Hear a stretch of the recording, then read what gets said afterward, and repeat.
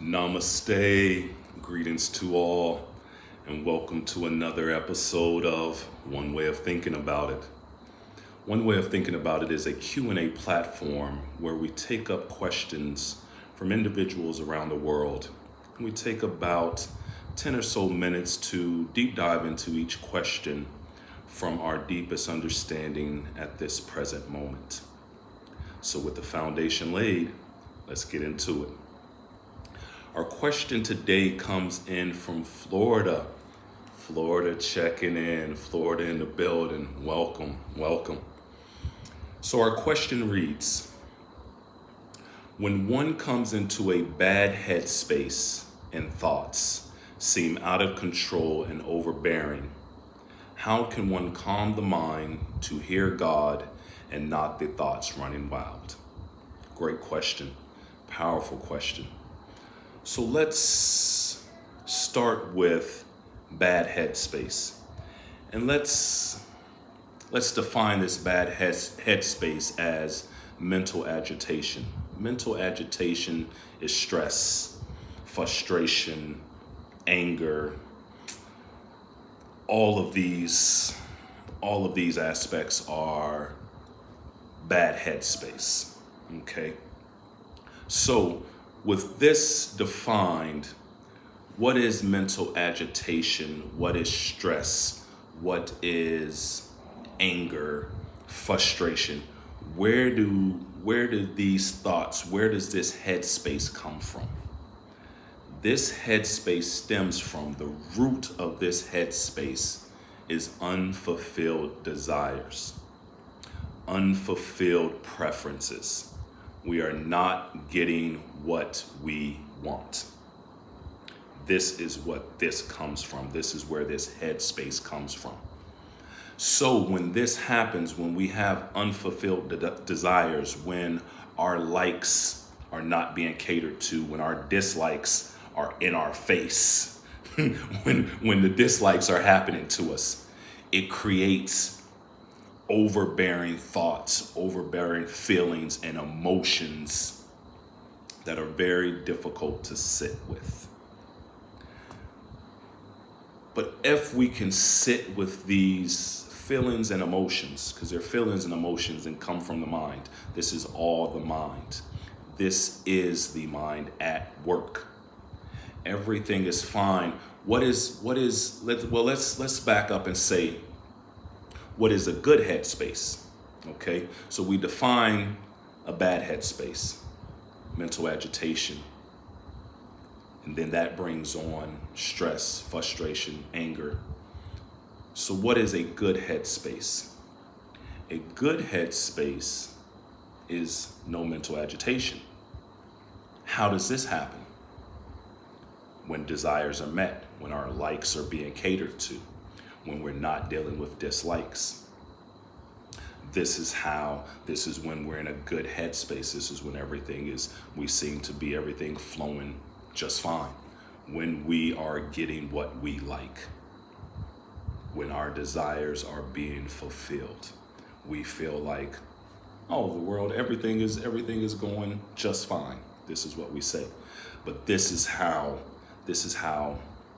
temperamental or quick that can change, because it's a feeling, and a feeling can change in a blink of a moment. Only thing, you were doing just fine, all of a sudden somebody cut you off on the road, all of a sudden somebody says something that you don't like, all of a sudden something doesn't go the way that you planned it out to be. Just like that, things can change. And all of a sudden we find ourselves in a bad headspace. All of a sudden we find ourselves frustrated, irritated, angry, stressed out. In a blink of a moment. In a blink of a moment, it can change. From everything being just fine, we were just happy, life is great, to just like that, we're in a bad headspace.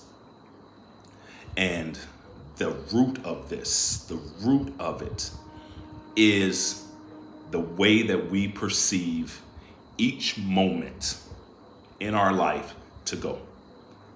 We have it already played out in our mind how it's supposed to go. We don't think so, but we do. And this, in the clear way to show this is bad headspace, freaking frustration, irritation, stressed out, anger.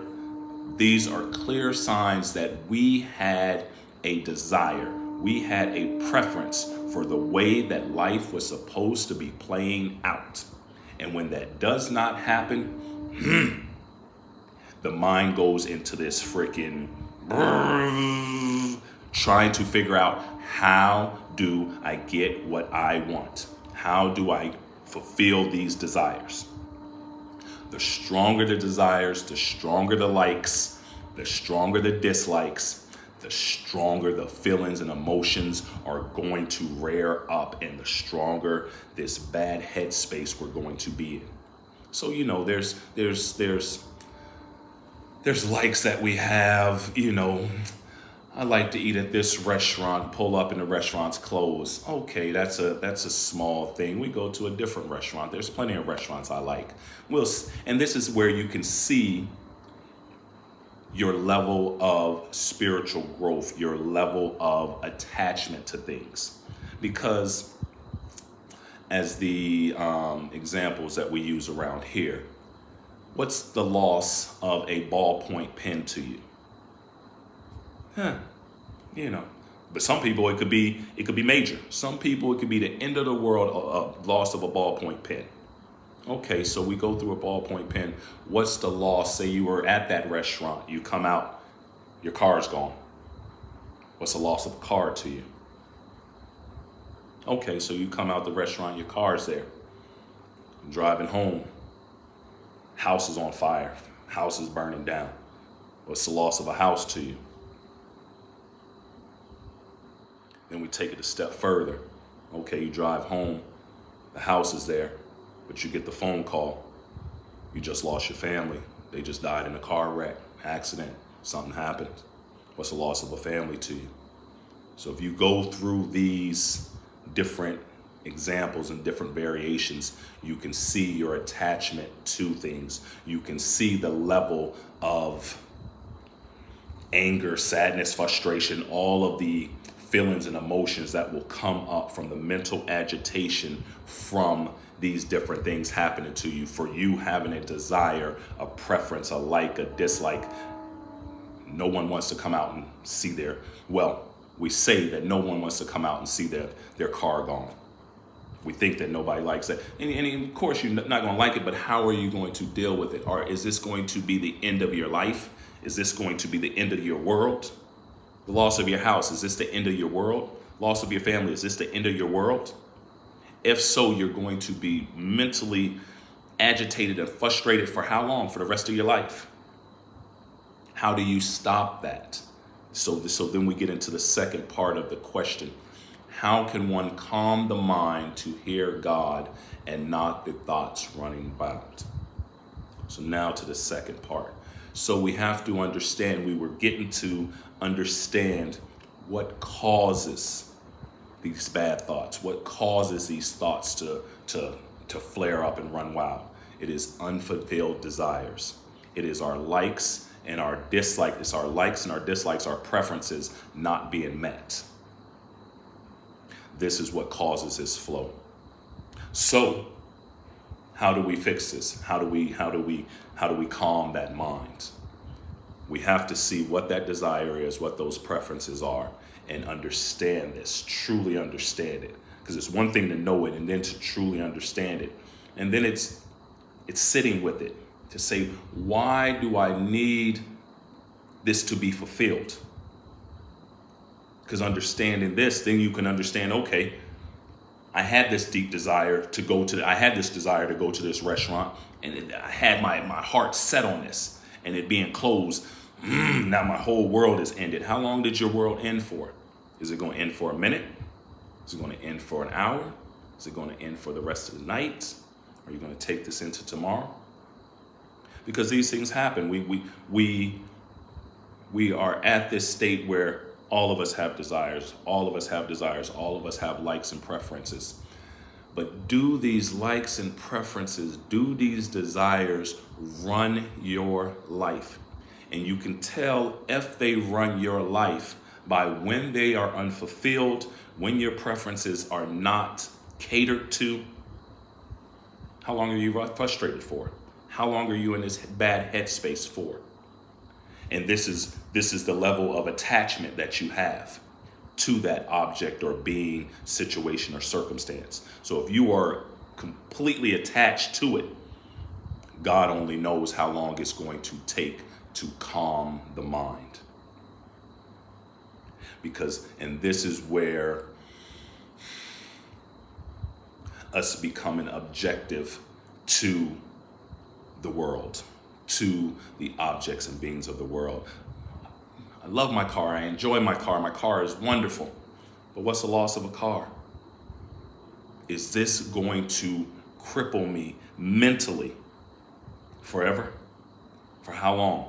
And we have to decide this and understand that this is the root of our mental agitation. So we have to become aware of our desires, become aware of our likes and our dislikes and our preferences, and become aware to see, are these things governing and directing my life?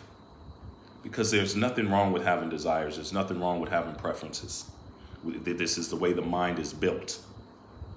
But are they leading and directing your life? If they are leading to directing your life, you're going to have mental agitation, bad headspace. It can come up just like that. Boom, out of nowhere. Because you have that unfulfilled desire or that preference that was not catered to. So how can one calm the mind to hear God and not the thoughts running wild?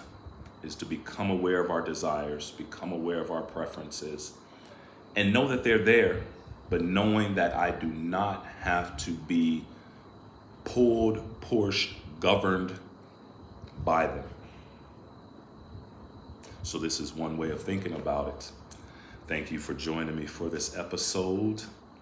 If you have any questions, comments, clarifications, please leave them in the comment box below. Until next time, much love, health, peace, prosperity, and blessings to all. Namaste.